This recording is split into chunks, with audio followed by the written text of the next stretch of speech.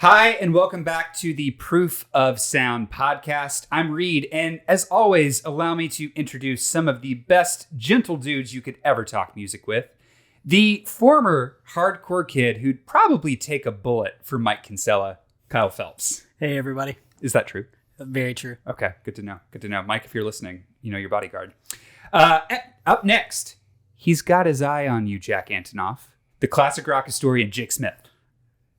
I hate that new Bleachers album. I haven't listened to it yet, but that's good to know. You're okay. You're okay. Yeah. And rounding us out, Mr. Devan, please give me your voice, Dave from Gang of Youths Cooley. I would steal it. I will confess right now, already ahead of time. What would you do then for all of the Gang of Youths fans who feel robbed of their singer? Well, I would have to have him write, but then I would perform just to make sure that the continuity is there. Yeah. Today's title track, planning the first voice heist. That's it. Yeah. I've been watching The Little Mermaid to sort of like plan out how to do this. I think if you have a snail shell, that's the trick. That's it. If you see Devan diving in the ocean, you know why. Well, this happens to be episode 3 of the Proof of Sound podcast. So if you've listened to all of the episodes thus far, thank you. Yeah, seriously. What dedication. Yeah. No, you could have watched like The Dark Knight in that amount of time. And yet you hung out with us and we talked about voice heists and you're like, I'm going to keep listening to these guys. However, if this happens to be your first time, welcome. We are 4 likable gents who get together to talk about the music we just can't get out of our heads while also engaging in a title track discussion that could be a music topic, an in-depth album review, a guest interview, a whole playlist of things. You can, of course, listen in at any of your preferred streaming services from Apple Podcasts to Spotify to even YouTube just by searching Proof of Sound Podcast. You'll know it that you found us when you see the Blue Jay as our cover art. Why? We're still figuring that out, but it's with us. We still respect it, though. We still respect the Blue Jay. We do. Also, you can keep up with the show and join in on our discussions by following us on Instagram and Twitter at Proof of Sound Pod. That's Proof of Sound, Pod. Gentlemen, we've been hanging out for a couple hours, but I still want to know, how are you? How's everybody doing? I'm doing good. Yeah. I'm going on vacation next week, so I'm great. Oh, yeah. Kyle's ready to get out of here. I'm jealous. On the exact opposite end of the spectrum, I am literally going back to work right now. So I'm bad. Just 2 guys, heading in completely different directions right now. Well, Kyle, beyond just vacation, there's been I would say a pretty big change in your life recently. You've been going on a journey that I would consider pretty monumental. Do you want to reveal to the listeners and our fellow co-hosts what's going on in your life right now? So I'll be 37 in a couple weeks, and I think I'm just now becoming a Beatles fan. Stunned silence in the Proof of Sound studio. Wow. I will say that I can't hate on that, because there's so many like major artists that I am super late to get to know. Yeah. So I can't hate on that at all. I understand where you're coming from. Is this like you did not like the Beatles and now you do, or is this I never gave the Beatles the time and now that'll take the fun factor away a little bit. So I think I never hated the Beatles. It just never clicked with me, so I always wrote it off as it's not for me. Mm-hmm. I tried, when you're in middle school and you're supposed to. And then I tried again in college and you're supposed to again, but the different albums, and it just never clicked. And this week I started watching the Rick Rubin Hulu documentary with Paul McCartney, and it just clicked. And that's literally all I've been listening to like the last 2 days are the Beatles. Okay. So is Paul McCartney your favorite Beatle now? Like, would you give it to him or? I mean, I really like George, but underrated pick. I really like George, but Paul can tell the hell out of a story. And that's what he's doing in this documentary. So on Hulu, Paul McCartney 3-2-1 is what it's called. Definitely check it out. I've had it recommended to me a couple times. I need to look into it. I'm glad that you said that you didn't hate the Beatles and have come to love them. I feel like saying you hate the Beatles is like the laziest music thing you can have. Yeah. Completely agree. That's like when I have kids come up to me and they be like, "Man, I hate Shakespeare." It's like you don't hate Shakespeare. Yeah. Right. You hate the idea of Shakespeare. You hate the canon. Yeah. Like I get people being tired of hearing about the Beatles. But, Yeah. I mean, it's hard to listen to a lot of their best work and say that's bad. Right. Yeah. Right. And I mean, they're just so important. Mm-hmm. But I had kind of a realization when I was watching an episode, And it's Paul's talking about when him and John were like high school age and they were on the bus and they were the only kids in their class that were into music. And, you think that's like around the time that our parents were also kids. So it wasn't that long ago. And the fact that there were just people at that time that just didn't like music and didn't build an entire like personality and interest around what music they listened to, that blows my mind that it was just not even that long ago. Right. Yeah, I mean, well, you see people today that don't listen to much music at all, but it's very rare. Like, I feel like now it's the weird thing to be like, I don't listen to any music. It's like, really? Yeah. And I can say whatever I want about them because they sure aren't listening to this podcast. No, yeah. I feel, Kyle and I were kind of talking about it on the way here, but it's just, I feel like youth culture is so tied to music at some point, and regardless of like how much you get into music or not, I feel like as a teenager, that's when you really start paying attention to it. You want to go to concerts, like it starts to matter more. So yeah, for there to be a decade of or a long period of time where that just wasn't a thing for teens to freak out over is kind of insane for sure. We were also talking about the Beatles and just how important they are and how, whether you get into them in middle school or you grew up with them or like you're getting into them now, it's a weird thing too. It's kind of a double-edged sword where I feel like they are so popular and they are so ubiquitous. I feel weird recommending them to people. And what I mean by that is that I feel like it's so easy to overstate how important they are and hype them up too much where people are like, I just don't want to, you know what I mean? Like it's like, it's not hating the popular thing, but it's just like, it's too much, right? It's like, oh, you like chicken? You'll love chicken fingers. That was a good one, Kyle. Listeners, if you're laughing too, then Kyle did his job for sure. Kyle, just really curious, what albums have you been listening to, or just everything? So yeah, other than the Beatles, I've really been first off obsessed. I'll start with the Turnstile. They're getting ready to release a whole new record on August 27th called Glow On, but they've been leaking some tracks leading up to it, and the most recent was called Blackout. And since that dropped, I think it's been a couple of weeks now. I've probably listened to that song 50 times. And it's like, it's the thing, if you want to make like a starter pack for Turnstile, it could be just this song. It's got everything. Cause like, I think they're one of those bands that like, I think they could be one of the bigger rock bands in modern 2021 times. And I think they're also one of those bands that just ooze like cool and creativity because they're taking so many established styles of music and kind of flipping it on their head. So like, they're from Baltimore and they've been doing hardcore for a long time, and members of their bands are in other big hardcore bands like Angel Dust and Praise. But like Turnstile's had like a foot in hardcore, a foot in hip hop, a foot in like hype beast culture, for lack of better words. And like they've taken all that and just like turned it on its head. And yeah, they've just produced this very unique sound. It's like hardcore mixed with like hip hop mixed with like punk rock Beastie Boys. Just, I love it. I can't get enough of it. You said hype beast culture. What is hype beast culture? I don't know if I know what that is. I mean, it's exactly what it is. It's just like a bunch of guys that just hype stuff up. Okay. And it's just like, hype beast, shoes and fashion and that kind of stuff.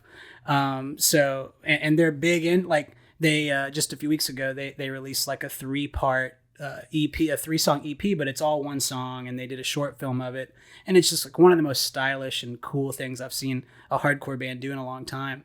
So yeah, like they're a great band. I've seen them in town here before. They're playing in town here in September. I just can't get enough of them.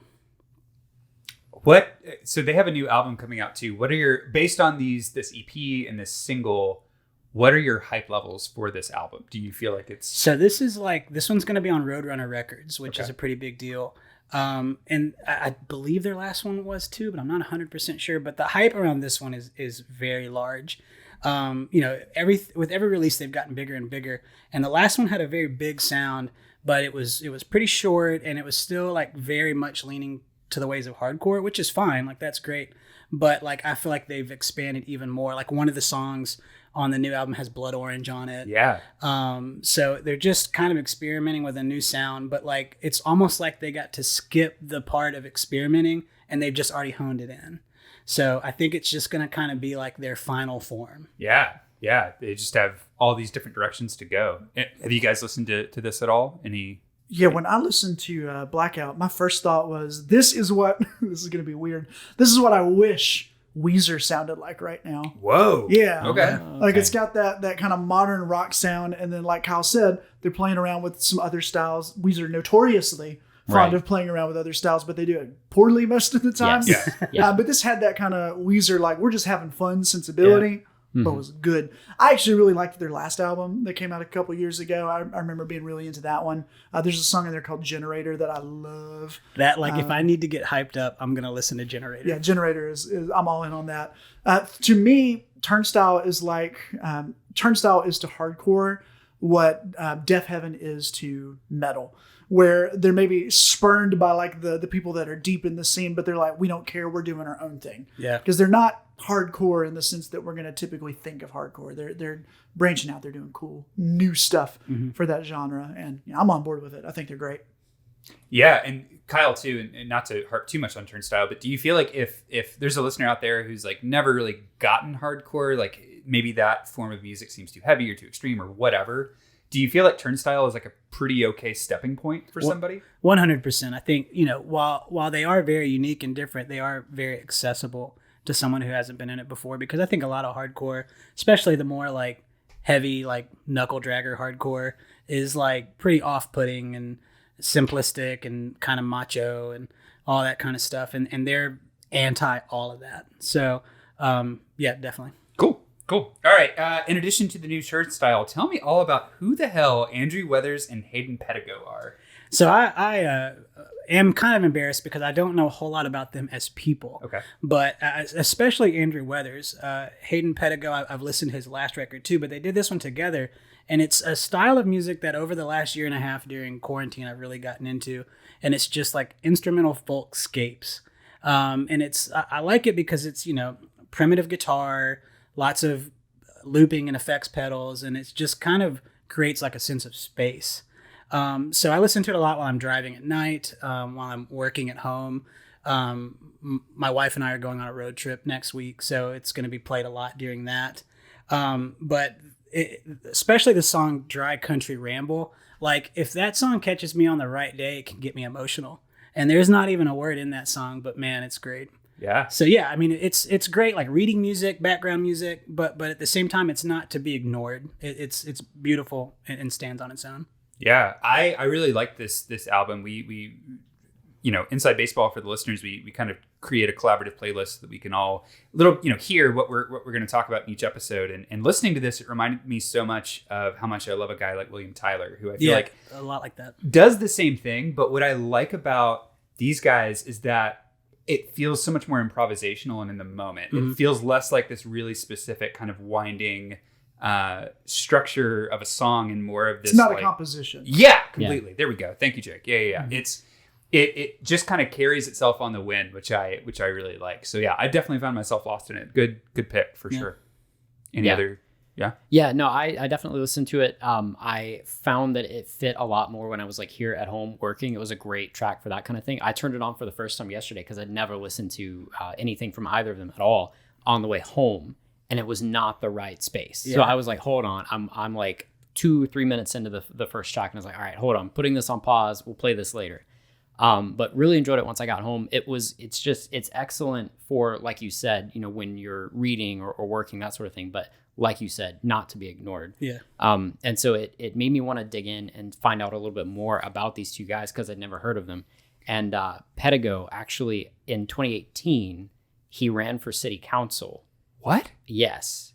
And it was something that started off as a joke. He actually just made a video that blew up on like Adult Swim at night. And it's him really comically in a video. It's like very low quality, like VHS kind of stuff. And it started off as a joke like that. And then through that, he decided, you know what, I actually kind of do want to see where we could take this. And so he started talking with, the people in his community and realized like, oh, this is actually something that needs to be taken very, very seriously. And so there's like a tonal shift in those videos and like kind of like in his persona through that time that went from like the jokingly just going to make a video about this to I'm actually going to try this. And he didn't win. But hey, it's a really fun story. That's crazy. Just like a really odd background. This is city council where? I believe it was Amarillo. Yeah. Yeah. Okay. Whoa. Yeah. Definitely would vote for a Yeah, city council I when know. they made an I know, album like same this. here. That's Yeah. crazy. That's crazy. Devan, I know that you've recently found yourself back into Beabadoobee's. That is Beabadoobee. Her 2019 album. There is only one Beabadoobee. There's only one. Yeah.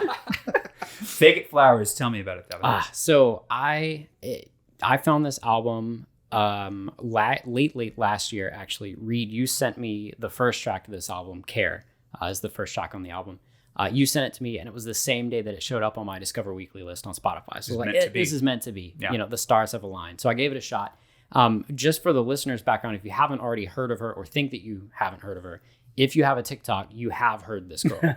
So she blew up early last year with a song called Coffee, which was then sampled into a track called Deathbed. And so you've absolutely heard this track if you've watched a bunch of TikTok videos here and there.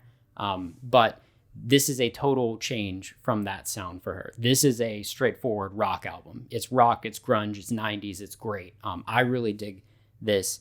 So it released in 2020, like we were talking about. It's her first studio album.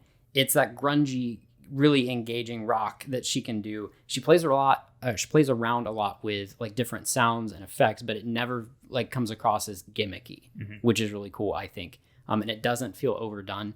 Like I said, it's a very different change from some of her earlier stuff or the stuff that, you know, she might have been known for when she first got big. So you've got songs like Care, Worth It together that are that grunge rock kind of feel. And then you've got something like Diet Red where it's straightforward 90s like pop rock. Yeah. And so I really have enjoyed this album really from start to finish. I don't know about you guys, but it's just a great one. I'm seeing her actually in November. She's here in Birmingham. And I was super excited to see her at, you know, a small venue. But yeah, just the scape that this album covers, I think is really great. And it's engaging. It's one that even on the slower songs or even on songs where you might not, you know, be fully with it the first time around, like it connects and you just really like it. Yeah, it's good. I love this record. Kind of same as you, a buddy turned me on to it. And like, I was, couldn't get over the fact that it was so much like 90s Brit invasion, right. Like Oasis and you know, the Verve and that kind of stuff. And yeah, I couldn't get enough of it. And like you said, I had no idea until like maybe a few weeks ago that she was as big as she is. And like, I for some reason love to pay attention to how many songs a song on Spotify has played. Right. And that song that you're talking about has 1 billion views. It's crazy. Or listens. And that just blows my mind. My only complaint about the album is when I listen to it from front to back, it's a little long. I think like towards the end, I'm just like, all right, next, you know, and it's just, I mean, it's engaging, like you said, and I love it, but I think maybe because it's her first, you know, studio, she was trying to fit a bunch of older songs on it and that kind of stuff. But towards the end, I was just like, okay, this is dragging just a little bit, but yeah, I love it. Yeah, we're in an era where albums are getting shorter on the whole. Like we had shorter albums in the 60s and 70s with a few odd outliers, and then when we got the CD format, people were like, "Oh, we could pack 75 minutes of music into one album," and then we never stopped to ask if we should. Yeah. Right. And I feel like over time we've kind of been rolling that back. So now, like, the album's not objectively that long; it's like in the 45-ish minute range. But to me now, when we're listening to albums that are 30 minutes, 45 minutes can start to be a bit of a drag if they're not like super stylistically innovative, if they're not going all over the place. And while she does try a few different things, this is not like an incredibly diverse sounding album. So yeah, I got a little fatigued the first time I listened to it. Second time I did a little better. But the first time I listened to it, I very much, by the time I got to the end, I was like, all right. Yeah. No, I get that. I think the other thing for me about her, the first album dropped when she was 20. She didn't start playing guitar until she was 17. Wow. So like just the crazy step from 17 to 20 to having your first studio album, you've got, you know, a record deal, all this stuff going on. That's insane. So just to see like what could come from her, you know, after this. She dropped an EP earlier this year that I really enjoyed as well. It's much more that like 90s sound rather than the grunge rock. But I've really enjoyed it. So excited to see what she can do going forward. Yeah, and definitely, whether or not you listen to the full album or not, the song Care is can't miss. Right. So great. It hits. Yeah. Yeah. I saw too, she was on one of the late night talk shows. I don't know if it was Jimmy Fallon or whoever, but it was like a, recorded performance like we're doing now. And Simon Pegg was in it, just hanging out, like not really having a part. He was just like wandering around this set where she was performing. And I mean, that's pretty big. Yeah. Wild. So if you don't know Beabadoobee from this podcast, you're gonna probably in like a couple months for sure. Really quick, I want to talk about a song and then, like 1 or 2 songs and then an album really quick. My song choice for this week is Amyl and the Sniffers. I hope I'm saying that right. If you're listening, Amyl and the Sniffers, I tried my best. But they're an Australian punk band signed to ATO Records, which weirdly enough is the home of Acts Like Brittany Howard, My Morning Jacket, that whole group. I feel like they're a little different than the rest of those guys, but they have a new album called Comfort to Me coming out September 10th, and they've released 2 singles from the album so far. One of them, which just came out a couple weeks ago, is called Security. It's fine. I'm not really excited about that one. The one that I love is a song called Guided by Angels. I have never felt like I could take a bite out of a concrete block like an apple until this song. It is just... Oh my God. She has this refrain throughout where she says like, I'm full of energy. And that's how I feel when I feel the song. It is like the Duracell bunny has lodged itself inside of my brain. It's just got this crazy buzzsaw guitar riff that hits just at the right time in the chorus. And Amyl herself is just, she's just in the center of the maelstrom. And there's this part in the chorus that I love so much where she kind of has this staccato rhythm where she's delivering, where she goes like, something, energy, fuck, and just shrieks fuck so loud. And it is just, that's when the guitar just soars and goes off. And I have listened to this song probably 50 times this week. I love it so much. I'm really, really excited for this album coming out soon. And yeah, they've come out with a 2019 album that I really didn't pay much attention to, but this one has definitely caught my attention. Any reactions on that one? Did you say the Duracell bunny? Yes. Damn it! Yeah. Oh no! I really hope the Duracell bunny's not listening to this. At Energizer, I'm so sorry. He can't possibly be listening because he's not real. He's like blue and he's playing a trumpet instead of a drum. Damn it! I had a conversation recently with somebody where I switched that up, and that's why it's in my brain. Anyway, go Kyle. Go ahead. I'd never heard of them until you mentioned them, and so it was my first listen yesterday and today. And the 2 things I want to say is it was like a combination of like a Australian female fronted idols. Yes. With like Joan Jett. Yeah. Okay. I was like, this is almost like the kind of like punk rock that TV shows think is punk rock. You know what I mean? But I don't mean that in a bad way because I think it's great. But like when, like a lot of the times people that write TV shows are a little out of touch with what they think the music actually is. Yeah. And I feel like that's what this kind of sounded like to me. But again, that's not a slight on the band because I thought it was great, but especially the idols thing. Yeah, I got that a lot. The drum and bass part at the intro definitely feels idols. Yeah. No, I same boat as Kyle. I had never heard of this band at all. I'd never listened to anything from it, but really dug it. It's relentless. It just drives. That's what I really enjoyed it. Yeah. Jake, anything? I actually didn't get a chance to listen to this one. That's okay. That's right. okay. That's okay. Right. No shame. He called you out.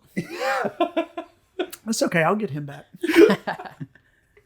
The other album that I want to talk about is Faye Webster's I Know I'm Funny, Haha. If you aren't familiar with Faye Webster, this is her 4th album. She released this past June. She is a songwriter from Atlanta. And if you're kind of like, all right, well, what's Faye Webster about? I feel like her style is, a little bit of folk mixed with kind of some old school country mixed with some R&B, mixed with even some like kind of schmaltzy adult contemporary. You've just said everything.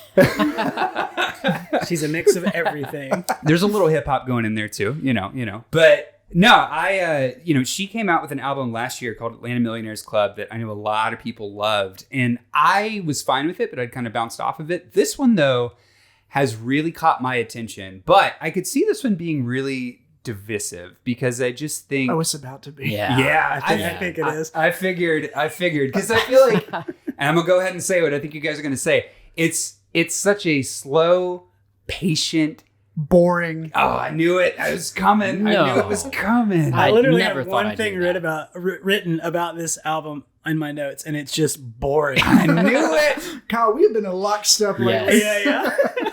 I knew it.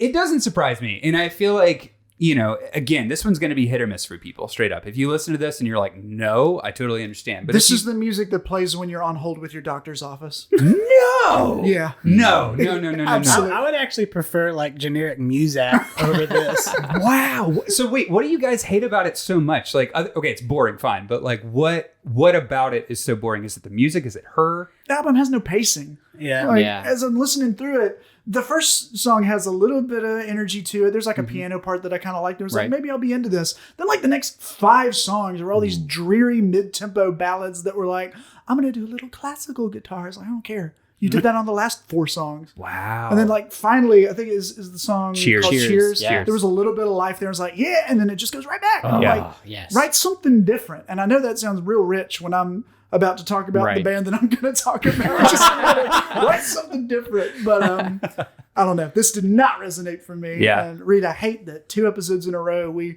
find ourselves at a crossroads. But It's okay. That's It's okay. music, though. The Venn diagram of Jake and I's tastes, the center circle that we have is a good one, where I feel like we're both very passionate. Just honking on Bobo. Just honking Yeah. on Bobo. Reed still hasn't listened to that because he's a scum. Because he hasn't bought the CD. Yeah, I told you I was going to call you back out. I'm going to go on Discogs tonight, find the cleanest copy of Honkin' on Bobo that I can. No, really quick, if I can come to this album's defense, what I love about it is I think the mixing and the production for me is just so gorgeous. I just think it is so gorgeously recorded, to the point where I almost feel like I love the music so much that Faye almost gets a little lost in it, where I just feel like that's what I'm paying attention to. Jake, you were talking about like there's the classical guitar. There is a steel guitar player or a pedal steel player called, what is his name? Mitt Pistol Stossel, who I think steals the show All right. a lot. And then my favorite song is a song called Sometimes, where the last like 30 to 40 seconds of that song, this guy named Nick Rawson plays this like piano solo that is what I want to soundtrack my ascent to heaven if I get to go there. I just think it's beautiful. I think lyrically too, Faye talks a lot about, being bored or heartbreak or just kind of these mundane things going on in her life. But every now and then, especially on a song like the title track, I feel like she starts to kind of get into these details where I'm like, all right, you've got some songwriter chops coming up and I'm excited to see it. So I love this record. I understand why people do not like it though. I get it. It's funny that Yeah. you said her lyrics about being bored, because I'm bored when I Yeah. listen to her lyrics. So, I mean, mission accomplished, I guess, Yeah. right? Yeah. You said their production, like, you can polish a turd, but it's still a turd. Man. The fact that the first thing you thought to compliment was the production says it all to That's- me. that It's like, is you know what? tough. The best thing Yeah. was not her. That, Okay.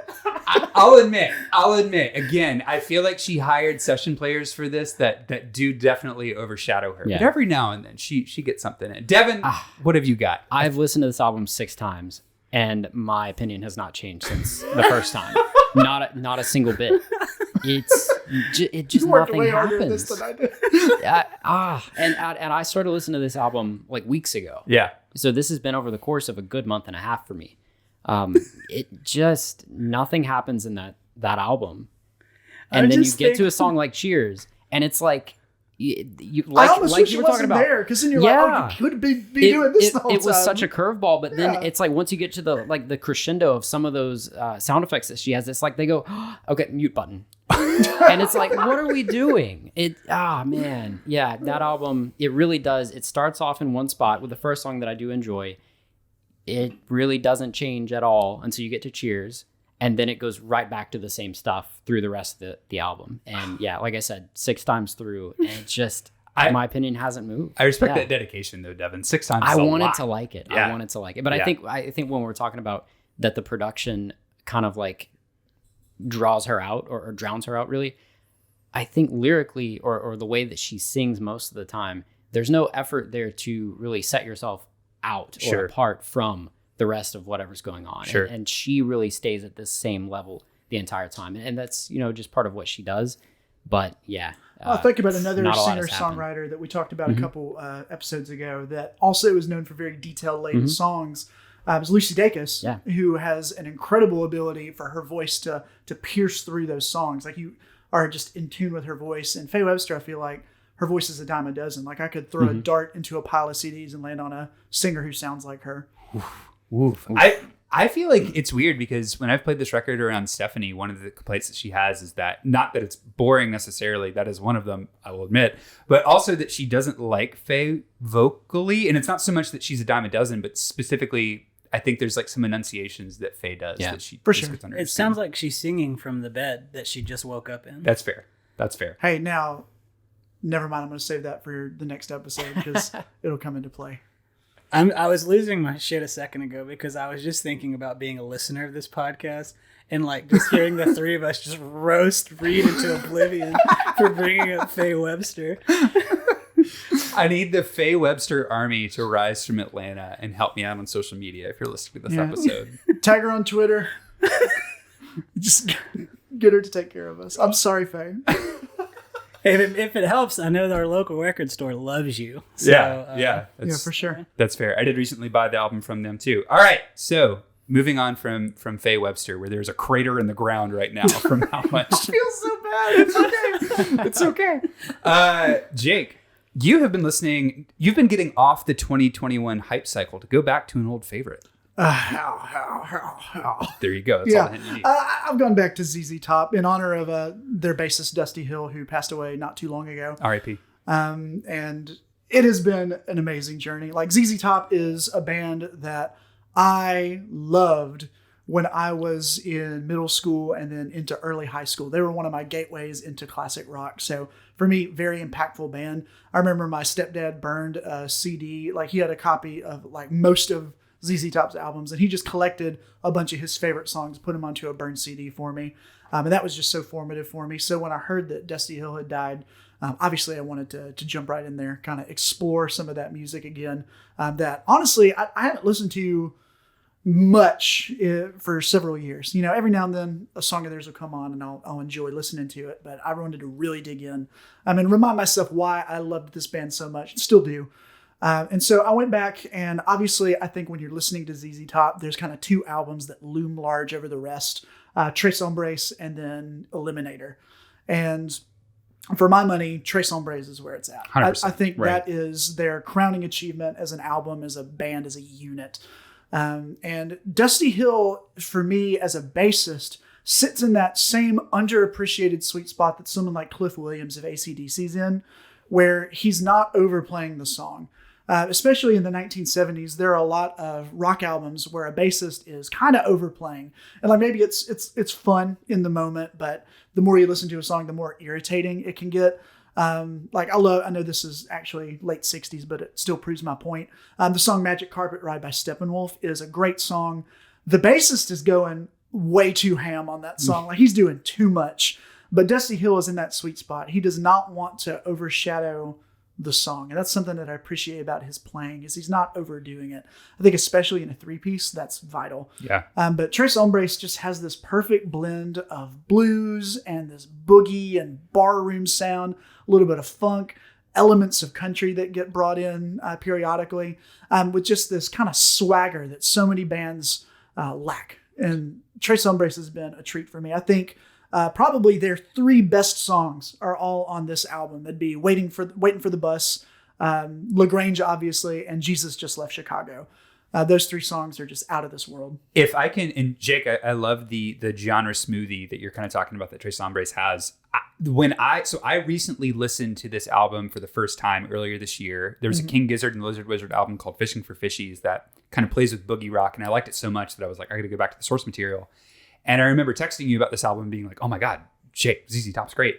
But the other genre that I didn't realize that ZZ Top maybe kind of helped usher in, I heard a little bit of proto-metal in Tres Hombres. Like it is there for sure. I don't think they were doing as much for that as at the time Black Sabbath or Led Zeppelin were doing, but it's definitely there, that kind of like low end, just almost thud that you're getting, for lack of a better term, like a thudding sound. Specifically the song Precious and Grace for me, that riff just really feels very early metal. Yeah. Yeah. And the thing about ZZ Top that I think is interesting, and I know you just mentioned that album Fishing for Fishies, which is great, fantastic album. But the thing that's crazy to me about ZZ Top is that their influence is not super clear on music today.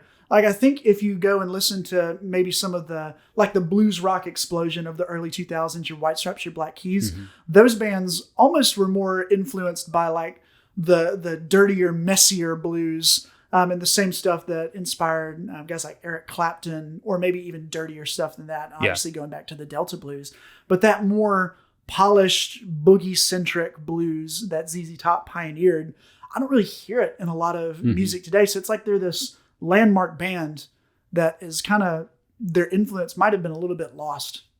The one band that I can think of, and this is a weird one, but it's there, that I really love that has a humongous ZZ Top influence is The Sword. Because on my favorite Sword album, Warp Riders, there is a song called, I think it's like Night City or something like that, but it introduces sort of that Southern boogie blues thing that ZZ Top do to kind of their metal sound. And even on some of their other albums that are way less loved, like High Country, I can start to hear some of that influence in there. So they were honestly one of the other bands that inspired me to go and check ZZ Top. Yeah, I can see it. And the influence is more clear to that Tres Hombres era. Yeah. When I listen to Eliminator, I don't think that album has aged nearly as well as Tres Hombres has. That one is very much a product of that mid-'80s synths and MTV era, which is so strange that ZZ Top has become this band that's synonymous with like 80s MTV. Yeah. But those videos for like Sharp Dressed Man and like Legs, those are iconic videos. I hate Legs, by the way. It's like one of the worst songs they've ever recorded. Completely. But it's hard to argue against the charms of something like Sharp Dressed Man. Sure. Even songs like that will get me in a good spot. But I think for Dusty Hill, I have to shout out the fact that he had an amazing voice. And Billy Gibbons obviously is the primary lead singer of ZZ Top, but Dusty Hill could belt. Yeah. Especially in the 70s when he still had like the full voice, like the smoking hadn't fully zapped his vocal cords. The song Tush on Fandango, his most iconic song with his vocal on it. And then on Tres Hombres, Beer Drinkers and Hellraisers, where he gets to howl. Like he is outperforming Billy Gibbons on that song by a country mile. Great band. Loved revisiting them. Quick shout out to the album Tejas. Yes. Very underrated album. Yes. Not an album that I see get a lot of love. Obviously, Tres Hombres, obviously Eliminator. Tejas gets slept on. I think that's a fantastic little album with more of the country influence than you see on their other albums. Yes, that was one thing that I noticed because I listened to Tejas first and I'd never really jumped into ZZ Top like this. You can't not hear ZZ Top. Right. Like, I've heard plenty of things from them, but I'd never jumped into an album like head first like this. Tejas, I really enjoyed. I liked it better than Eliminator. I for sure think it's aged better than Eliminator has. Yeah. Eliminator has this weird, it feels like a yellowed polish it's over glossy. it. And I'm just like, I don't really enjoy it as much. Obviously, some of the singles, you can't miss those. Right. But yeah, really enjoyed both Tejas and Tres Hombres very much. Yeah. I also listened to Tejas for the first time in preparation for this, and the song that really stuck out to me was, I think, $10 Man. Yes. Oh my God. Oh, that song's so good. Yeah. Yeah. Is that a Dusty Hill vocal on that one as it well? Sounded like it. Yeah. I'm pretty sure that's Dusty as well. So good on you, Dusty Hill. You left a legacy. Yeah. They are already performing again. I saw that. Wow. They're in Tuscaloosa. I think their first live show was with Just on the Tuscaloosa. road. Yeah. But Dusty Hill, Billy Gibbons said his final wish was that they would just keep on going. Yeah. So they took a few days off to kind of figure out what they wanted to do, to rehearse with a new bassist. Their bass roadie. Nice. That they brought on board. Their bass tech is now playing with them live, and they're keeping the dream alive. And honestly, ZZ Top still got it. Their most recent album, which is from like almost 10 years ago now, but La Futura was actually really solid. When you think about these rock bands that have been around for decades, a lot of times they're not putting out high quality material, but La Futura is great. And then of course with ZZ Top, you've got to give like major credit to the live show. And the fact that this band knows how to entertain an audience. Probably along with Kiss, the two bands that have mastered the synchronized guitar shake. Yeah. Those two bands know how to do it. Yeah. So the live show, also incredible. And the fact that they can make the sound that they make with just three members is pretty impressive. They are, to my mind, the definitive classic power trio. More so than Cream, more so than the Jimi Hendrix Experience, which is, Jimi Hendrix Experience, 3 amazing musicians, tends to be more of a vehicle for Hendrix himself. Yeah. ZZ Top is like, in my mind, when I think of power trio, I think of ZZ Top. Sure. So yeah, great band, great live show. Kyle, you've been really quiet. Yeah. Yeah, I was going to say, I may lose all credibility here. Like a lot of classic rock missed me because I didn't have parents that listened to classic rock. And then by the time I was finding my own music, it just wasn't on my radar. So out of the 4 of us, I definitely am the least seasoned when it comes to ZZ Top, with my first experience of ZZ Top being the 1990 film Back to the Future 3. But They're in there. But I wanted to lay this on you guys and I want you to tell me if I'm crazy, or you can kick me out of the podcast or whatever. But you know how you sometimes mentally associate 2 different bands, whether they sound alike or not? Yeah. I did that with ZZ Top. And every time I think of ZZ Top, I actually just want to listen to Thin Lizzy. So I just wanted to get you guys' opinion on that, because I love Thin Lizzy, especially Cowboy Song, summertime song right there. But it's every time I'm like, ZZ Top. Well, I want to listen to Thin Lizzy now. Another definitive power trio, I will say. Yeah. I do love Thin Lizzy. I think that you're just getting those 2 Z's in your head. I mean, like I said, I have no idea why and when I did this. Can we get a super group called Thin Lizzy Z Top?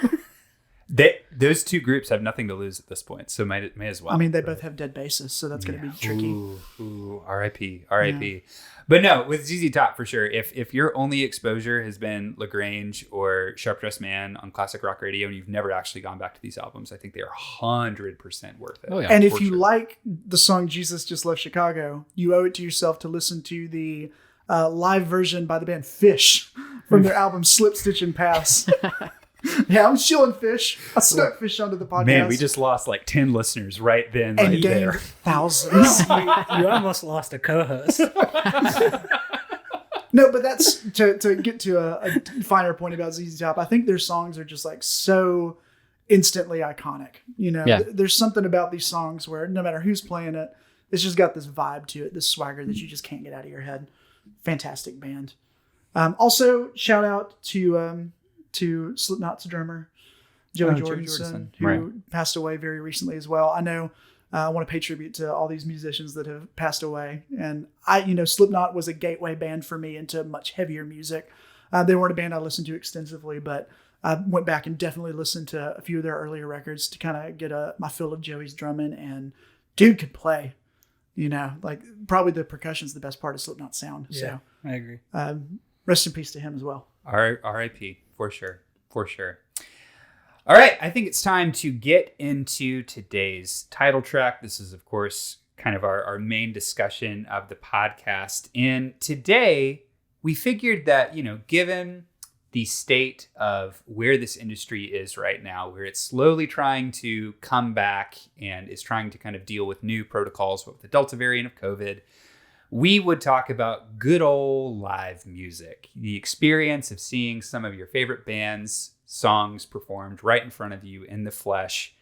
Really is no feeling like it. And yeah, we're just going to have kind of a freewheeling discussion. I've got a couple prompts to kind of get us off. But number one, really quick, I have one that I want to start off with, but I just thought of a better one.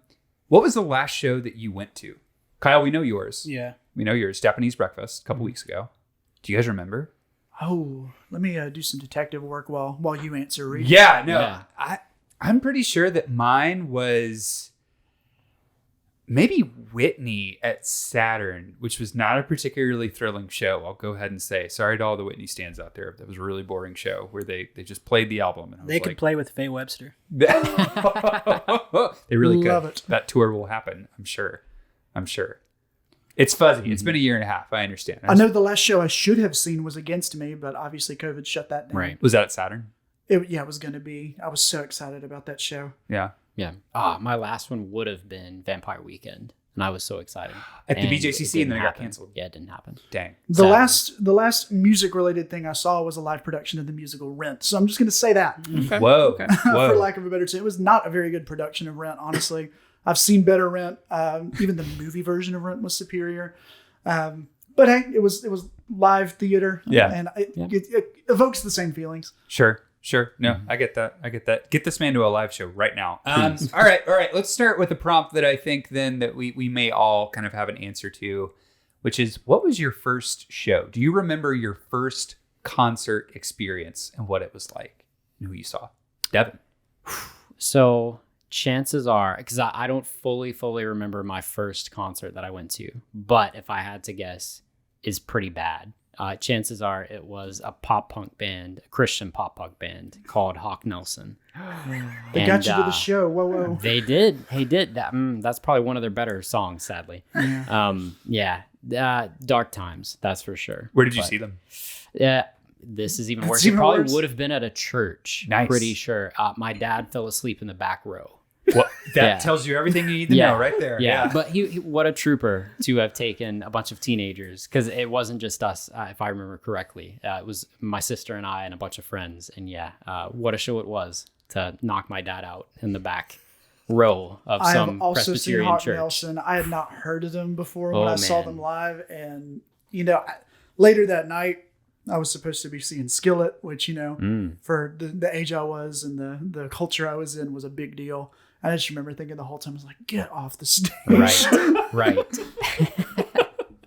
Jake, what about you? What was your first show? My very first concert I ever went to, the headliner was Santana. Ooh. But the opening band was the Derek Trucks band. I don't know if y'all are familiar with Derek Trucks, but his dad was the bassist in the original lineup of the Allman Brothers band. And the Derek Trucks is a prolific slide electric guitar player. And it's kind of like, in some guitar circles, considered like the heir apparent to Dwayne Allman in terms of slide guitar. He's actually sat in with the Allman Brothers band in the past before he got started on his own. And he was amazing. Like, he was a revelation to me, getting to see him play live. I remember this concert, it was my friend Zach and I went, and Zach's dad bought me a ticket. He was just like, he wanted to go see this concert, and he wanted to take me and one of his son's friends. And so he just bought us tickets. This would have been right before I started high school. It was like the summer between my 8th and 9th grade year. And I was so excited. I was ecstatic for this concert. It was my very first one. And it was awesome, honestly. Like, Santana and Derek Trucks in the same concert is just guitar fireworks. Yeah. Like, if you like guitar playing, you can't go wrong there. The only thing I remember negative about Santana is that for whatever reason, they did not play the song Evil Ways, which is just such a slap in the face to Santana fans. Like, I get that bands get tired of playing their biggest hits. I understand. But it's Evil Ways at a Santana concert. And he did Black Magic Woman. He did Oye Como Va. He did Soul Sacrifice. He did all these huge singles, but he didn't do the hugest one. And I was just so confused by that. Great show all around. He even did Smooth. With Rob Thomas? I wish he had Rob Thomas. It would have made it more interesting. But no, he did Smooth. He did Maria, but did not touch Evil Ways. So kind of disappointing. But Derek Trucks more than made up for it. He did a cover of Eric Clapton's Key to the Highway, which, Jake felt things. so good. Yeah. That's when I decided I wanted to learn how to play guitar. Wow. Where did you, so was this at a theater, an arena, or? This was at Oak Mountain Amphitheater. Okay, cool. Kyle, what about you? Do you remember your first show? I always have a hard time with this because, first off, I always get jealous of people like Jake, whose first concert was like a big concert. Right. Yeah. Like, Reed and I were talking at work the other day about Jimmy Eat World, and our buddy Keith, like, his first concert was Jimmy Eat World, Blink-182, and Green Day. And I'm like, if that was my first show, I probably wouldn't go to one again for a while. Right. But so like all my first shows were like really small, like regional, like DIY, like hardcore shows.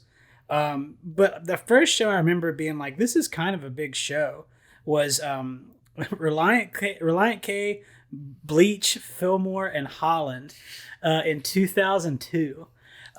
It was the Back to the Future tour, all the graphics like Back to the Future. But it was at the UAH, University of Alabama Huntsville Student Center. Okay. And, I think I was there in like my thrift store polo shirt, like a good emo kid. But that was the first one where it was like a bigger concert that I was like, okay, like this is what I'm going to do now. Yeah. Yeah. My first show, to bring it back to something we talked about like 15, 20 minutes ago, was ZZ Top, actually. My dad is a humongous ZZ Top stan and got tickets, and we went to an amphitheater and went. I have no idea who the opening band was. I don't know if they were local. Thin Lizzy, I think. Definitely Thin Lizzy. Definitely Thin Lizzy.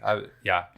But I think, I was not at the age where I think I really appreciated ZZ Top. Like, I knew Sharp Dressed Man from Guitar Hero, but that was like the only song I was really looking forward to. You know what I mean? It was one of those things where it's like your parents go and then you're like, cool, I'm taking you. I don't want to hire a babysitter. You're old enough. Like, I'm going to throw you into this now.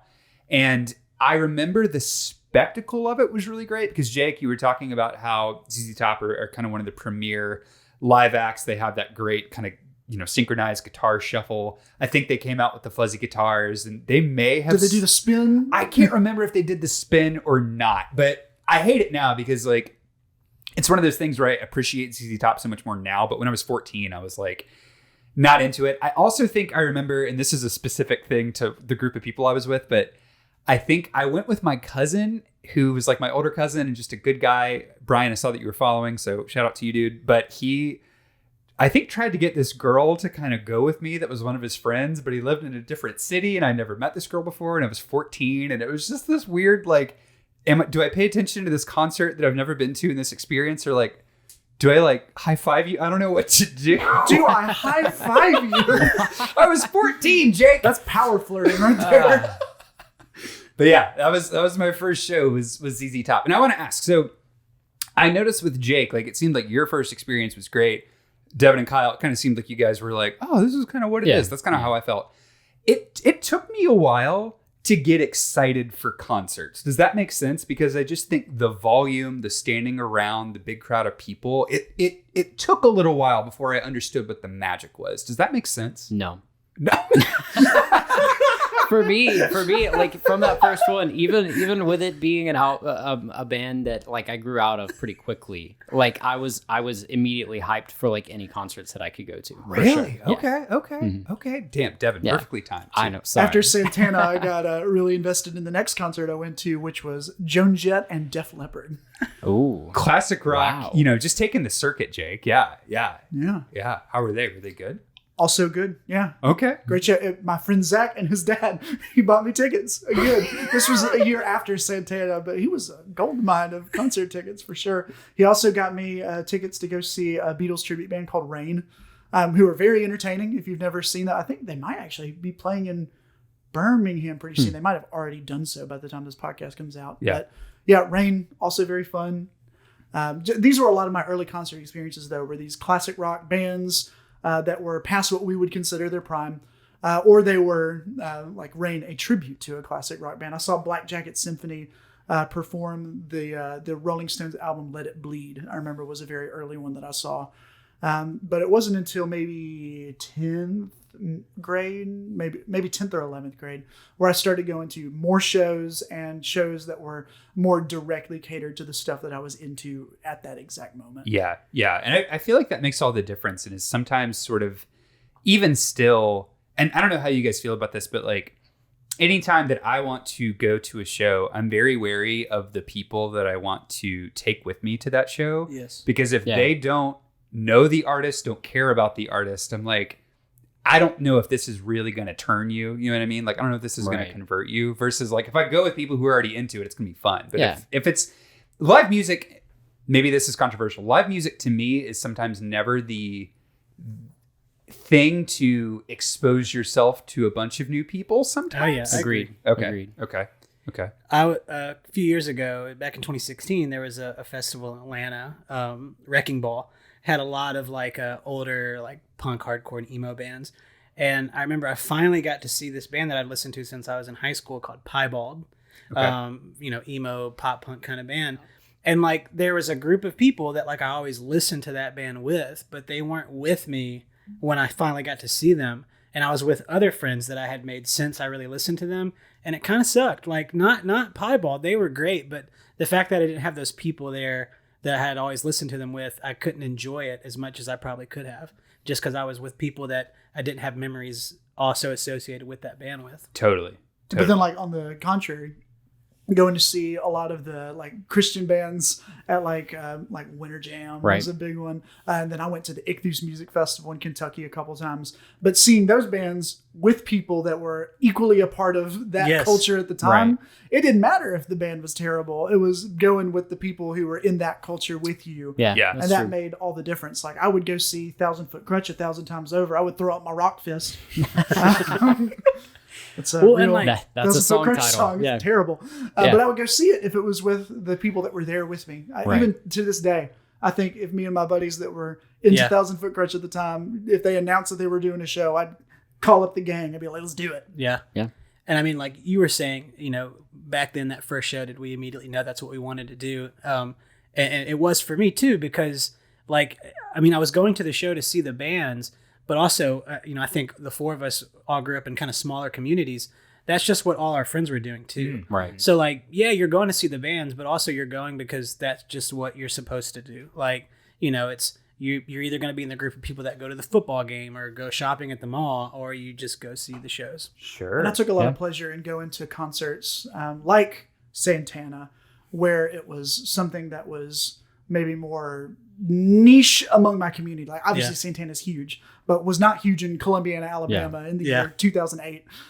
Versus a lot of the people that I knew who, when they did go to see somebody, it was like at the time probably like Alan Jackson, Tim McGraw. Right. I took a lot of pride in going to see the bands that were me, that I had my stamp on. Right. Yeah, I can totally see that. I think too, one of the big moments for me that kind of changed why live music is so special and maybe go like, no, I want to go to as many concerts as I can, is I think some of my first shows were bigger amphitheater, not quite arena, but just big spectacle things. And I get sometimes how that can maybe ensnare you because it is just such a production. But I think when I started to go to smaller shows in clubs, and I was this close to this artist that I had idolized for a long time and loved, I think that was when I was like, oh, this is special. And I don't think it was like one of the first small shows that I went to, but I will never forget, if you talk at any length to me, that you know that one of my favorite bands is Spoon. Yes. And I got to see Spoon for the very first time in Birmingham when I was 16 at Workplay. And if you've never been to Birmingham, Workplay, not necessarily a great venue, but a small venue, smaller. Small, right. Mm-hmm. And the lineup was the Strange Boys, Deer Hunter, who I'd never heard of Deer Hunter before. Oh, dang. And Spoon. And it was just this like life-changing thing, because not only did I like feel the sound in my bones just because it was so loud, but also I had that kind of moment where you know songs so well and you've known them, like you know every single word, and you have that moment where you get to like,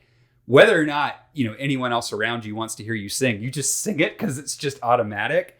And I locked eyes with Britt Daniel, the singer, and I swear to God, there was this moment of acknowledgement. And it was that kind of intimacy where I was like, oh, this is special. Like, this is something I want to do for as long as I can. And that's what I always look for in shows now, for the most part.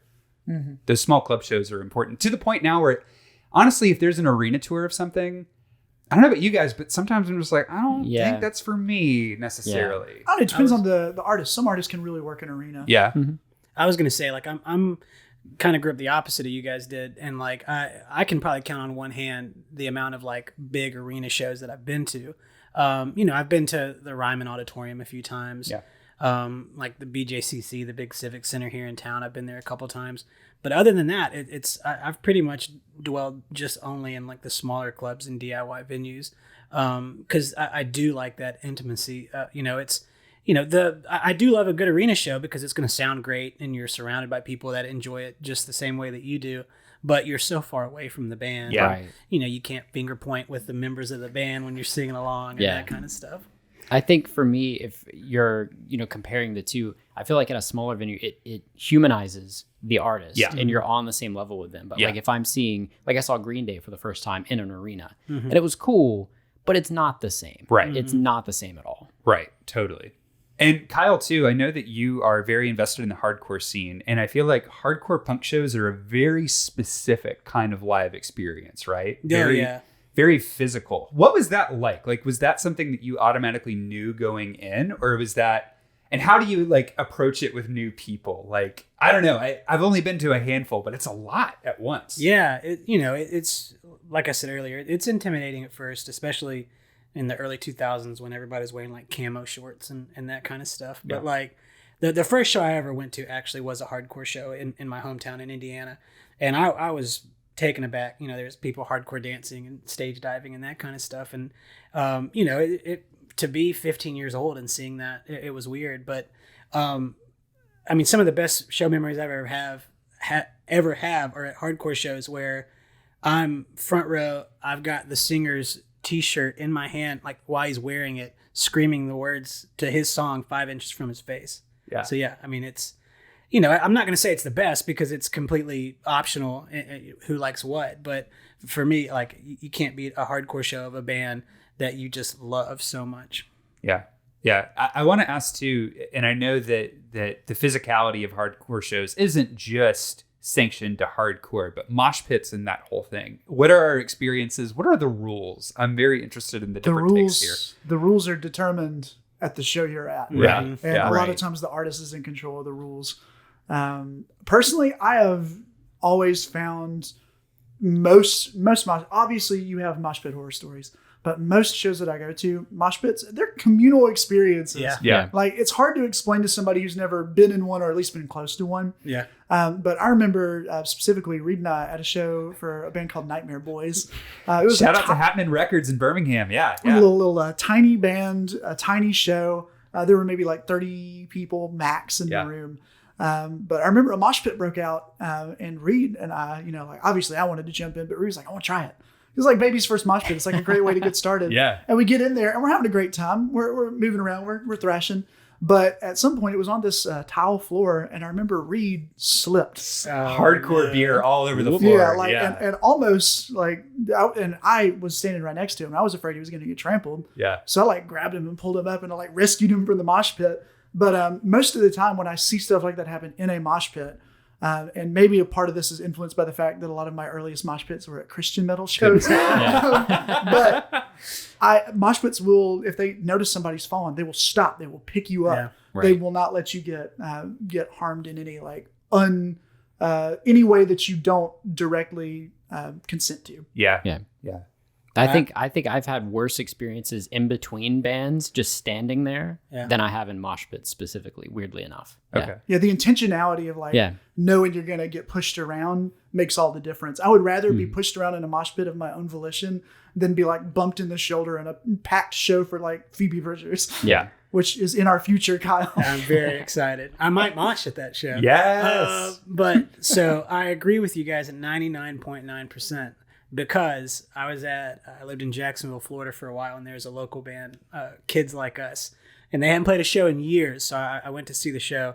Long story short, I got my nose broken. Like sideways, had to go get it reset and everything. Wow. So it happens. Yeah. And no one helped me up. Just had to find my glasses on my own and what the hell, Jacksonville? Like, yeah. The most recent mosh memory that I had was seeing Ty Segall here in town on 420 in 2019. Which maybe I should have known. Ty Segall thing ever. Yeah. Don't mosh on 420. That's so not chill. The memo was not passed, and I feel like we should have known. And we weren't super close. We were about kind of mid tier in the crowd, but one broke out. And I think what I respect about mosh pits is, Jake, you were talking about kind of the communal rules, like, right? No one's going to let anybody get too hurt necessarily. I think what I appreciate is when there's kind of a wall. This time people were like cannonballing through the wall, and I was having to like move my rather small fiance like out of the way so that she wasn't crushed. And I was like, this isn't fun anymore, but it's just one of those things, it's like you said, if you know it's coming, then you can back up a little bit. Woo! Yeah. Kyle's showing us a photo of his broken nose. Oh my God. It's rough. Yeah. Well, I guess, can we post it in the show notes? We'll see about that. I was going to do a thing. Trigger warning. We'll throw it on social media. Yeah. We'll definitely post some photos maybe from our favorite live shows. And Kyle, maybe yours will be like the first one we show for sure. People will be looking for it. Definitely going to throw a content warning on that, but it'll be fine. Yeah. Speaking of shows, what are some of our favorite concerts we've seen? Ooh. That's a loaded question. That is a tough one. My personal favorite, I would have to say, is Catfish and the Bottlemen, which is a band that I have really come to love, and my wife and I really enjoyed together specifically. But we saw them at the Variety Playhouse in Atlanta. They're a British band. They've only toured here maybe twice, I want to say. So catching them, she skipped school that day, that night from college. We just drove over. Really loved it. It was after their first album, so their second album hadn't come out yet. I loved that show. It was great. He went to go, the lead singer Van went to go play an acoustic song, and basically similar to your experience at Japanese Breakfast, the power died on stage, and so he could not get the guitar going, couldn't get the amps going, anything. And so he just sang the song, and we all sang it back to him. Oh, that's great. A cappella. So it was great. Yeah. Awesome show. That's amazing. And so the reason you loved it was that moment and just the energy too of seeing them. Yeah. And it was cool too, because it was a band that at that time, I didn't know anyone else that listened to them at all. And so it was awesome to, we had to leave our town to go somewhere completely different to go find this group of people that also knew this band, and they just every word from every song they were singing back to him. And it was like, okay, I hope they're going to come back then, because it was just great to see that. Hell yeah. I love it. Really quick, I think this is a different discussion that we could get into, but as a rule, I don't go to festivals anymore. I think festivals are bullshit. I feel like you don't get as much as what your money's worth. I hate festivals, but I think one of my most extraordinary shows happened at a festival, Shaky Knees in 2014 or 2015. The Replacements had reunited that year. And when I say the Replacements, it was just Paul Westerberg and Tommy Stinson, but most of the band at that point, half the band at least. And they went and played. We saw them. We were in a good position. They got about 4 songs in. They sounded great. And then who walks on stage but Billy Joe Armstrong from Green Day, which if you listen to episode 1, you know how important that little man is to me. And he was just playing rhythm guitar. I think this was after the iHeartRadio incident where he kind of blew up a little bit. And I think this was Paul Westerberg's way of saying, I'm predicting a lot of what happened here, but I think it was Paul Westerberg being like, come play with us and it'll be a really normal thing. But at one point they launched into a cover of Judy is a Punk by the Ramones. So in that moment I was seeing 70s pop punk, 80s indie rock / alternative rock punk, and then 90s pop punk, figurehead all kind of clashing at once. And it was just incredible. I've never screamed so loud when I saw a guest musician on stage. I lost my mind. So great. I'll answer with 2 on opposite ends of the spectrum. So a couple years, probably about 4 years ago at this time, I went to see Garth Brooks at the BJCC. Yes. Okay. And I've loved Garth Brooks ever since I was a kid. It's like I didn't get a lot of music from my parents, but Garth Brooks is one that I got from my parents. And I got free tickets from a friend. And I just figured my wife was going to want to go with me, but she didn't want to go. But she said, why don't you ask my brother-in-law? And we were not that close at the time, but he apparently grew up listening to Garth Brooks every night while he fell asleep. So the 2 of us went to this Garth Brooks arena show. The drummer's in a cage spinning around, and and my brother-in-law and I are just both screaming at the top of our lungs like the thunder rolls. Right. Friends in low places, and like we were saying earlier, that intimacy isn't there, but there was something about this arena show where we were turning and facing complete strangers and putting our arms around them and singing along with them. Wow. So yeah, Garth Brooks at BJCC is up there, but on the way opposite end of the spectrum, there used to be a punk house here in town called God's Butt, and they had shows in the basement. And saw a band there that I, to this day, still love called Sprainerd.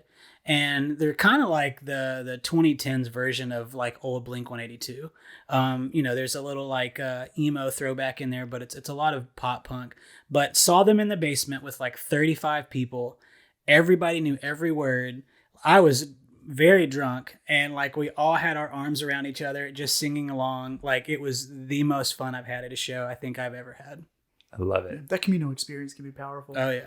And when we saw Neutral Milk Hotel, that was God. one of the best communal moments. Singing "I Love You, Jesus Christ" at the start of King Carrot Flowers Part 2. I don't go to Magical church, but I went to experience. church on that show. That was for sure. a moment of church for sure. Yeah. For me, I want to, like Kyle, shout out an arena show and a smaller show. For the arena show, Elton John. Ooh. And yeah. the thing that I love about Elton John, other than the fact that he has some of the best songs ever written, just bar none, is the fact that when he performs, despite the fact that it is this massive arena, it feels so intimate because he is such a natural storyteller. Like, he will sit down and before he starts a song, he'll tell you the whole story of what inspired the song, how he wrote it, why it's meaningful to him, on and on and on. Whatever story he can tell about the song, he'll do it. And I like that about concerts. The stage banter matters so much. Oh, yeah. Agreed. When you go to a show and the band just plays every song straight and then they get off the stage, I'm like, well, I could have just stayed home and listened to the album. Yep. So getting those stories in between songs is so special. Like, getting to hear from his mouth what Elton John thinks about the song Tiny Dancer. Yeah, It's just like, why do you like this song, Elton? And hearing it back to you is just so amazing. It's such an important experience. And then he is also an expert showman. Like I said, if you're going to go to an arena show, it needs to be somebody who can put on a show. Right. Yeah. Who can make it a visual experience in a space that big. And I remember specifically, I'm gonna break my rule, but I'm gonna do it because of the name of the song. He has a song called "The Bitch Is Back," which is one of my favorite Elton John songs. But I remember as he was playing it, he just had, he's got what do you think his budget is? Like millions of dollars that he can put into these tours. He had massive lights, like the bathroom mirror light bulbs. Like the light bulb. Yeah, like that make the letter. He had this massive behind. Every time he sang the word bitch, it flashed bitch. Yes. Giant letters behind his head. And it was the funniest thing I've ever seen in my life. I was like cackling. And I was there with my family. And, my mom is the biggest Elton John fan in the world. She can tell you about like track 7 on the just D side of Goodbye Yellow Brick Road. I don't know. Yeah. She can get into the weeds with Elton John. But getting to do that with somebody who was also a super fan, like we said, that connection matters. But as far as a smaller show, specifically, I remember loving seeing, I just mentioned them, Against Me. I saw them at Saturn here in Birmingham. And Against Me is kind of like a DIY punk band made good. They started in that very DIY scene in, I think, Gainesville, Florida is where they started out, and have kind of exploded into this much bigger force in punk music. But Laura Jane Grace can command an audience, and she can make, Elton John can make an arena feel like a club. Laura Jane Grace can make a club feel like an arena. She can make a room full of like 50 people feel like there are thousands of you all with your fists in the air, jumping up and down, shouting back the lyrics at her. It's just a magical experience. This would have been before Shapeshift With Me came out. This would have been late in the touring cycle for Transgender Dysphoria Blues. Yeah. But I remember going to that show with my buddy Jacob, who notoriously does not dance. He Doesn't like crowds either. Doesn't like crowds either. He is very put together. He's got his crap together. And I remember, I think it was True Trans Soul Rebel was the song. And I am into the song. I'm jumping up and down. Another one of our college friends, Sam Phillips, was there with his boyfriend. And we were all jumping up and down. Me and Sam are like locking eyes, shouting out, loving the song. And then I look over at Jacob, and man is dancing like no tomorrow. Like just completely letting loose. And I think the ability that she had to make Jacob Robertson dance. Yeah. That's that live show magic. That's that voodoo, that crazy, awesome power that music has to really move people. And that's why I go to shows. Completely. I want to ask really quick, we can make this one brief, but does anyone have any worst shows they've ever been to? Just in the words of Kyle, shows that just honked bad. Honked on Bobo. Honked on Bobo, maybe. The album that will haunt this podcast forever. Sorry. So there was a band, a pop punk band that was, they weren't big. They really didn't do too much. But they were called 11D7, which is one of the worst band names out there. It was trash. I saw them at a youth conference in Tennessee one time in a very small room. And it was fun. It was genuinely a good pop punk show. It was rough. They played every song. Their drummer was just unbelievably fast. It was a great show. And then I saw them later on with a different group of friends. This is similar to what you were saying. If it's the wrong group of people, it doesn't work out. It also doesn't work out if the band just sucks that day. And it was like they played every song at like twice the speed. And you can't do that, one, and expect the song to be good. But man, that was a bad show. It was really, really terrible. And that pretty much turned me off of them ever again. Yeah. Which probably should have happened sooner anyway. But yeah. I think mine has, and it kind of hurts me to say this because I was really looking forward to the show, but in 2018, 2019, I saw Built to Spill play the album Keep It Like a Secret, I think on like the 20th or 30th anniversary tour. And, you know, anytime a band is going to do like a full album tour, I get it that playing not only like playing the same songs every night if you've been a band for a long time, like people want to hear the hits, that's hard. But then playing the same exact sequential track list of an album that is like years old has really got to wear on you. But it was so evident that Doug Marsh did not want to be there. Like there was no energy. He was just there to kind of collect his check. The audience kind of knew too and started to turn against him and was just kind of shouting these weird things. And there was this one moment where I knew like, nope, this isn't going to be good anymore. Where someone shouted something at him and he was like, I hear all that weird shit that you're shouting to me, and then turned around and then started the song. And I was like, I don't want to be here anymore. This is uncomfortable. Like, shout out to bands who feel like they have to do that to make, you know, make rent and stuff. That sucks. But it was rough. It's definitely going to make me reconsider before I ever go to an anniversary album show again, for sure. I think I'll use a cop-out answer. And Reed, I think you and I might have talked about this show before, but we used to have a really good venue here in town called the Bottle Tree. Yeah. R.I.P. R.I.P. But I really love the band Japan Droids. And I went to see them at Bottle Tree, and the singer obviously was just strung out of his mind and played 2.5 songs, and then without warning just walked off the stage. I remember hearing about that. And I mean, it was awful. You know, I don't know what the guy was going through. He very well could have been going through something, but you know, it was right after Celebration Rock. Yes, yeah. Right after that one came out, and I was really excited, especially to hear the song "The House That Heaven Built," and they didn't even get to it. And so, you know, the happy ending is the next year when they toured again, they came back and he was fine, and the show was incredible. I stage dove during that song. Yeah. Reed and I had a good Japan Droids experience. We did. A few years ago. For me, I'm not going to necessarily say what the absolute worst concert I ever saw was, but it's one that had something that annoyed me. I could say like I didn't enjoy Kurt Vile very much. Reed and I also saw a pretty underwhelming Black Keys concert. That was rough. Yeah. But the concert, and again, it's not the worst one I've ever seen, but it's the one that annoyed me the most, was also with Reed when we saw the band Parquet Courts, who, you know, they're a good band. I enjoy a lot of what Parquet Courts do. They've got some great albums. But I remember at one point, Parquet Courts were in between songs, and somebody shouted out that they wanted them to play the song Stoned and Starving, which, you know, is probably their biggest song, I would say. Reasonably high up there. One of their biggest songs for sure. But they just called out that they wanted to hear it. And I don't know about y'all, but anytime I go to a band, people are calling out the song they want, left and right.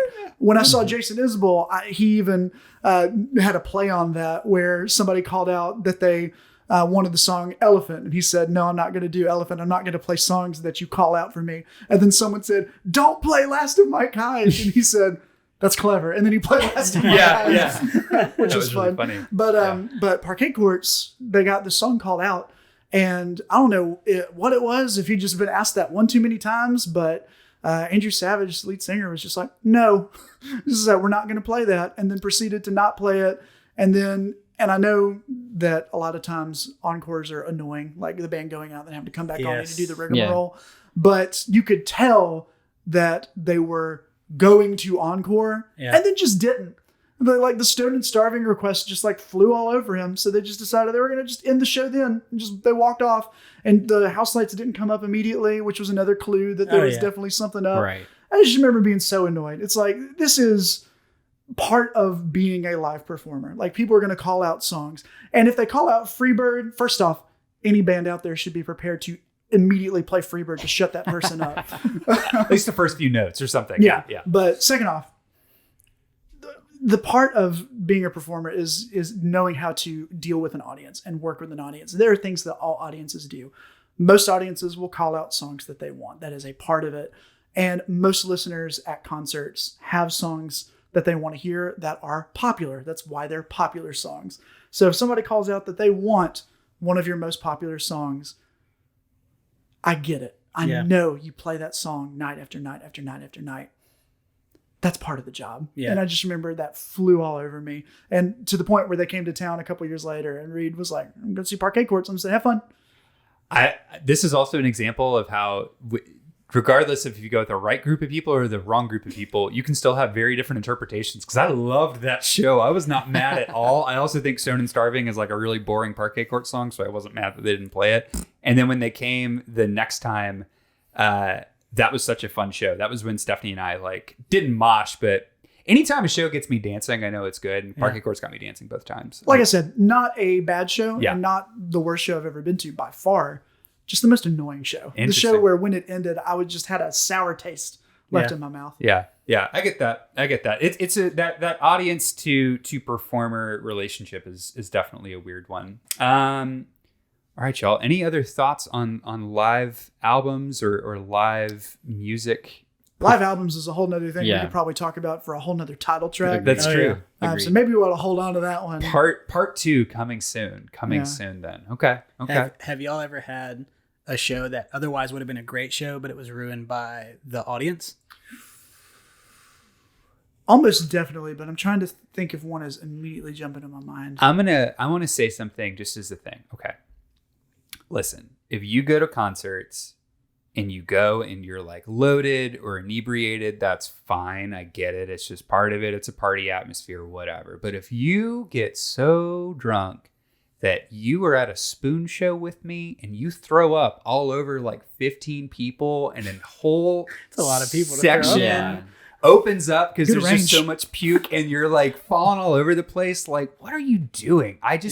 That's definitely a part of it for sure. Is this some drunk asshole who's just doing stupid stuff? And part of that Black Key show we didn't like. Part of what made it bad was that there was a couple that were like all over me and Reed. Like they were like falling into us throughout most of that show. I think finally I like made stern enough a face that the guy realized what was going on and kind of laid off a little bit. I didn't say anything, but I think he finally just clued in. I like looked at him and went, yeah. This is on an arena show too. So if you're falling all over someone in an arena, what are you doing? Right. Yeah. Like we have assigned seats. It's fourth grade all over again. Come on. I've loved Wilco forever, and I've only gotten to see them one time, and it was Wilco at the Ryman, but unfortunately it was on St. Patrick's Day. First mistake. No. And I was not of age yet. I was 20, and it was awful. Like you couldn't hear the band. Like everyone was just talking and drunk. Everything was green. There was green throw up everywhere. It was right after A Ghost Is Born came out. So I was really excited. It was going to be a great show. But I couldn't tell you one thing that happened at that show other than I just had an awful time. I've seen Wilco a couple times, and Jake, you were talking about the importance of stage banner. Jeff Tweedy is like a master of stage banner. Did he at least deflect anything or do anything to kind of like I said, it's the memory of that. The only solitary memory I have of that show was how bad it was because of the audience. Okay. And it has nothing to do with Wilco or anybody. I've heard that Jeff Tweedy's stage banter is variable, that sometimes he's on point and sometimes he's just not feeling it that night. He's just crotchety either way. You just don't like Jeff Tweedy, admit it. No spoilers. No. Oh boy, listeners, get ready is all I've got to say. For sure. I think that this has been a great discussion on live music. This has been the episode 3 of the Proof of Sound podcast. I got to ask, what are some of your most memorable live show experiences? You know, we've gone through some personal archives. Kyle pulled up a very memorable photo for sure. We're going to try to maybe throw some of those up when we post this episode so you can see those, but we'd love to see your photos as well. How can you do that? Well, you can follow us on Twitter or Instagram at Proof of Sound POD. And then maybe, tweet them at us or DM us or something. We'd love to share them with the world. If you got some good videos, maybe we can share those as well. Now, to continue on with a tradition that we started last episode to close out our episodes, Jake, do you have some lightning round ranking for us? Welcome to the lightning round. All right. This nervous. week's lightning round. Yeah, because I don't tell y'all what the lightning round's going to be. That's part of the fun. This week's lightning round is what, in honor of Dusty Hill, is the celebrity musician death that hit you the hardest? For me, it was Chris Cornell. Not necessarily because I was a huge Soundgarden fan, but just because it was very sudden and seemed so abrupt and just out of the ordinary, being that it was him taking his own life. This probably isn't my number one, but it was my immediate reaction. It was probably bluegrass musician Ralph Stanley.